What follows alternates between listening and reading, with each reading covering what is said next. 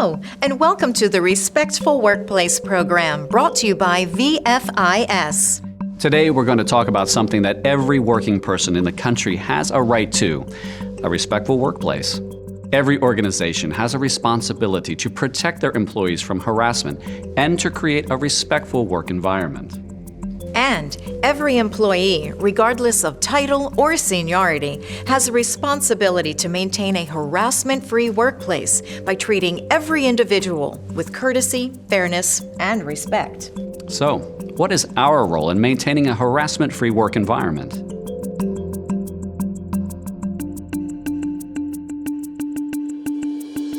Let's take a look at the definition. While harassment is governed by individual state laws that vary, it's generally defined as a course of conduct which annoys, threatens, intimidates, alarms, or puts a person in fear for their safety.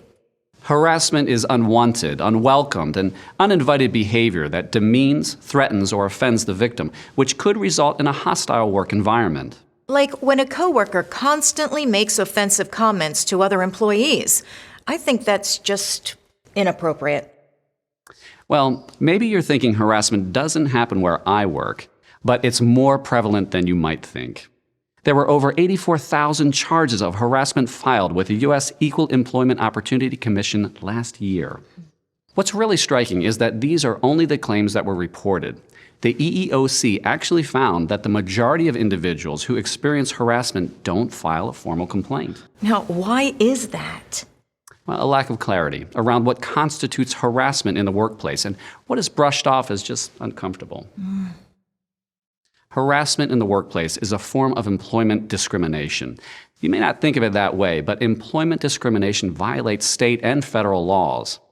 At the federal level, the EEOC enforces these laws, which make it illegal to discriminate against an employee or even a job applicant because they're a member of a protected class. Now, what's a protected class?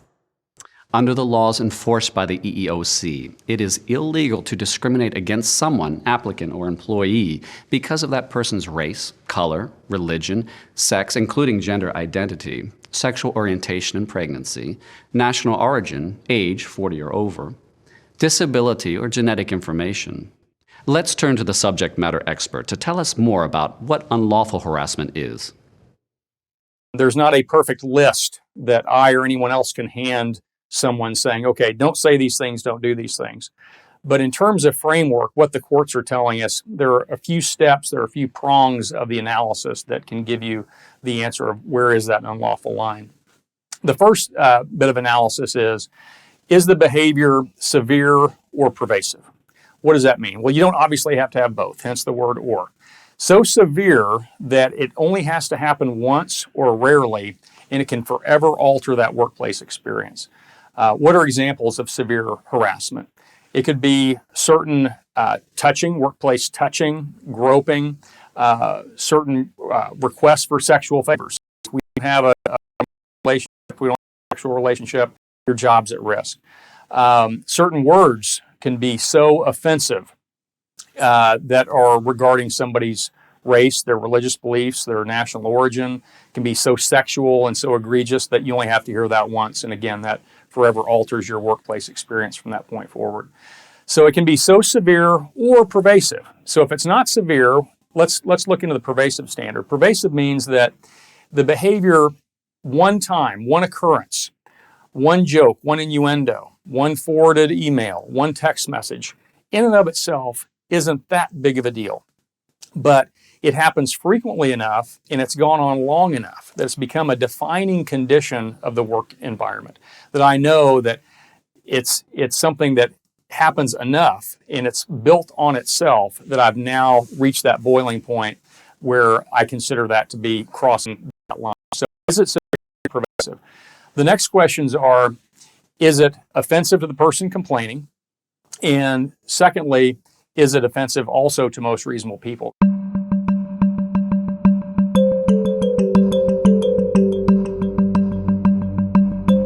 Harassment goes beyond sexual harassment. There are many reasons a person might be harassed. I guess so.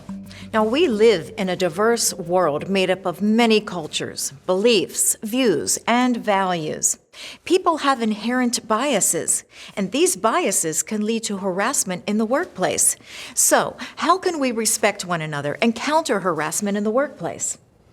How do we ensure we receive and grant others our shared civil and human rights? To start, consider your own actions at work. Have you ever told or participated in an offensive joke at work?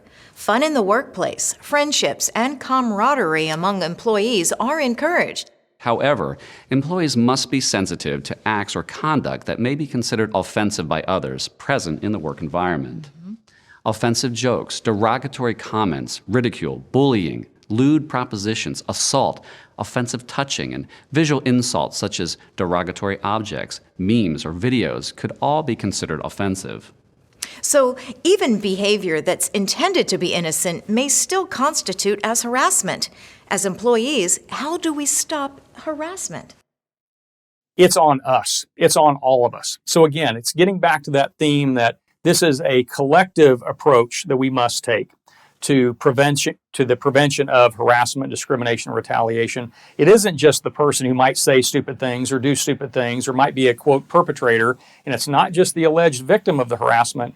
It's everybody. It's the leadership, it's the culture, it's the respect that we foster as an organization, and we all have a role to play there. If an employee, whether a coworker or supervisor, expresses concern that your behavior is inappropriate or offensive, respect his or her concerns. Regardless of intent, how others perceive you is important. The employer should also provide a harassment policy upon hire and as frequently as required by your state's law. The harassment policy should provide a clear definition of harassment, along with the names and departments of personnel designated to handle harassment claims. The policy should also include statements assuring confidentiality and assuring no retaliation. Grievance procedures, possible remedies, and corrective disciplinary procedures should be outlined as well.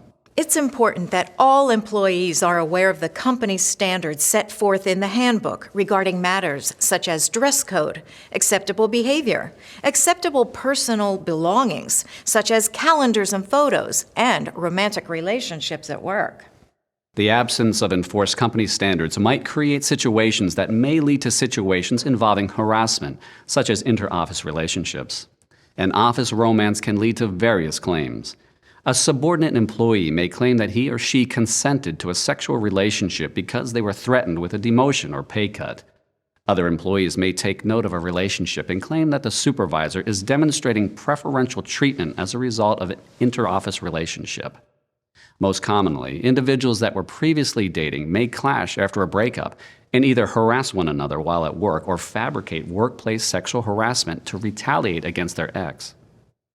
A code of ethics I see as being a piece of the puzzle, a piece of that corporate culture, an ethical culture, a respectful work environment. The code of ethics policy is an important piece of that, overriding respect and civility in the workplace.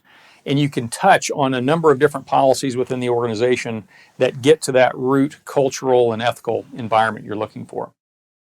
Employee handbooks and policies that address workplace issues can help create a fair and supportive workplace, create a culture of respect, and help prevent issues such as harassment in the workplace.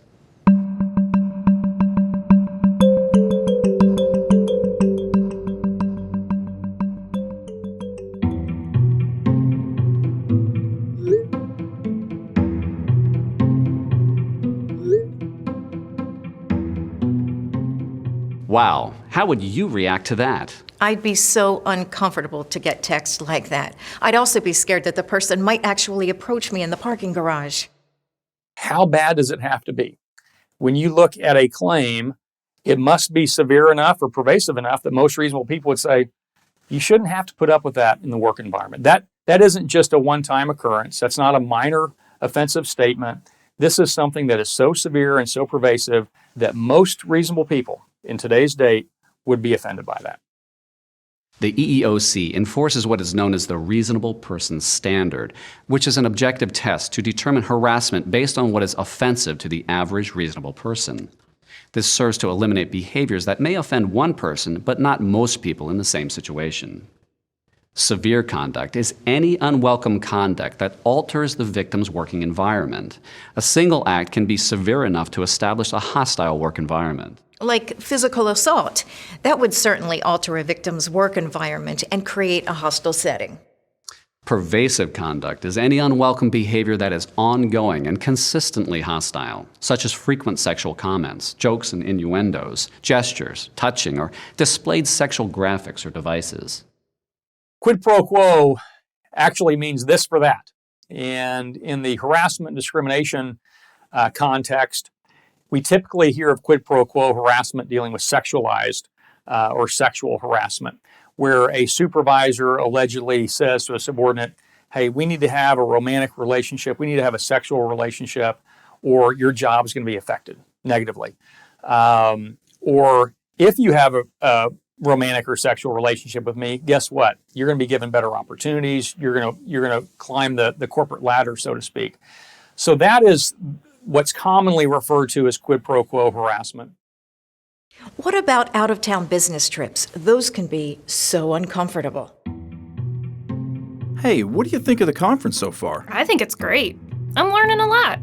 Thank you for flying me out here and giving me this great opportunity. Yeah, I think it's a great opportunity for you too. You know, I have a supervisory role opening up that you would be perfect for. Spend the night with me, and it's yours.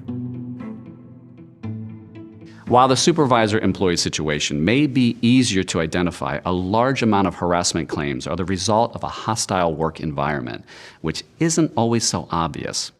Studies show that 1 in 5 U.S. workers are exposed to a hostile work environment.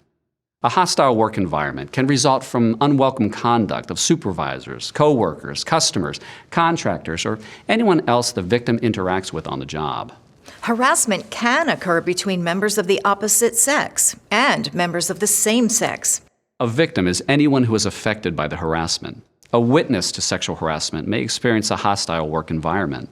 A person who does not receive a promotion because someone else did can also be a victim if the promotion or promise of a promotion was given to another employee in exchange for sexual favors.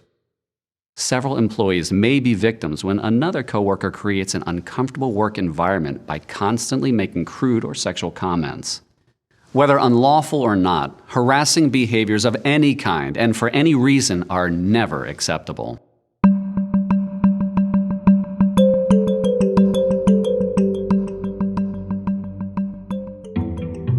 Here comes Tara. I bet I can get her to come home with me tonight. Hey Tara, you are looking smoking hot again today. Did you hear what Tony just said to me?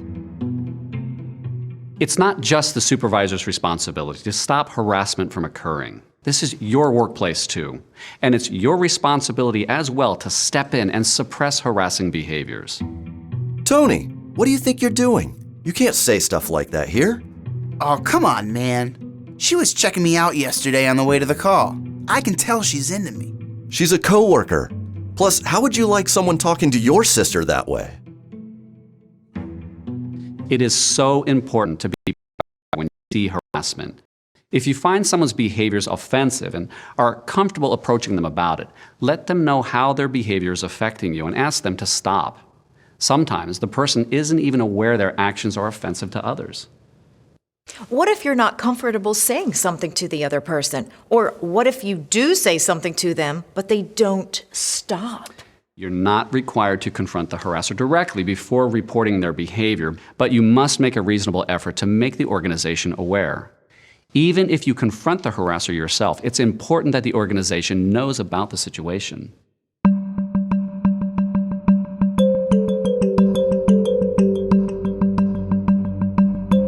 The organization should designate at least 2 different people that you can report to with harassment claims. This is often a manager or direct supervisor and an HR rep. The individuals designated to take complaints should be named in your employee handbook. How can I trust that my harassment claim will be taken seriously? And what if nothing gets done about it? Or what if everyone finds out? Let's turn to the subject matter expert for some input. Above all, the employee has to be assured, I take your claim seriously. They have to be assured that they are going to be given the full attention of the company. Second of all, that his or her claims will be examined and corrective action will be taken where necessary. It's important to trust the organization's internal response system. They should make every effort to ensure confidentiality. But remember that information related to the claim must be shared with those individuals who need to know so they can properly investigate and correct the situation. What if your supervisor is the one doing the harassing? How do you know that the complaint will be handled appropriately, especially if the person doing the harassing is part of the investigative team? The organization should confirm first that there is no conflict of interest between the people named in the report and the investigators. I'd certainly feel better knowing the people named in my report won't be deciding the outcome of the claim. I'd also like to know if the organization uses a third party instead to handle the investigation. The investigation procedures should be outlined in the company's harassment policy so you would know exactly what steps they will take to remedy the situation. There's always some fear that you'll be retaliated against if you file a harassment claim. There were over 41,000 claims of retaliation filed with the EEOC in just 1 year. Education is the key to stopping retaliation and retaliation. The definition of retaliation must be explained, particularly to supervisors. Retaliation occurs when an employer fires, demotes, harasses, or otherwise retaliates against an individual for filing a charge of discrimination or harassment, participating in a discrimination proceeding, or otherwise opposing discrimination. The organization needs to ensure those involved in the report won't be retaliated against because of their claim or even their participation in an investigation. One of the big factors in preventing retaliation is making sure that once people are put back to work together, that's where most of the harassment and discrimination or retaliation can take place. It's after the perceived dust settles. This is when people get back to their normal routine, no one's checking in as often, and we can fall back into some bad patterns, and someone can be retaliated against for something that happened 6 months ago. And now that no one's checking in with me, that's opening up a window of opportunity.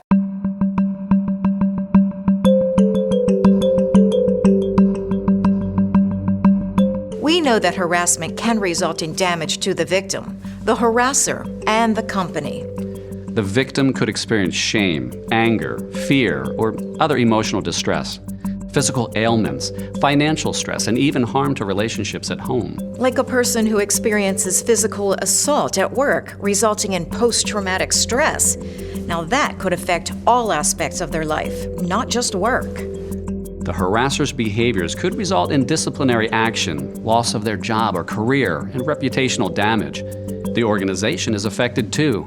They may experience financial loss, decreased productivity, increased turnover, and reputational damage.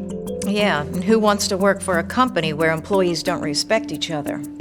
Harassment in the workplace causes a negative work environment for everyone and promotes a culture of disrespect.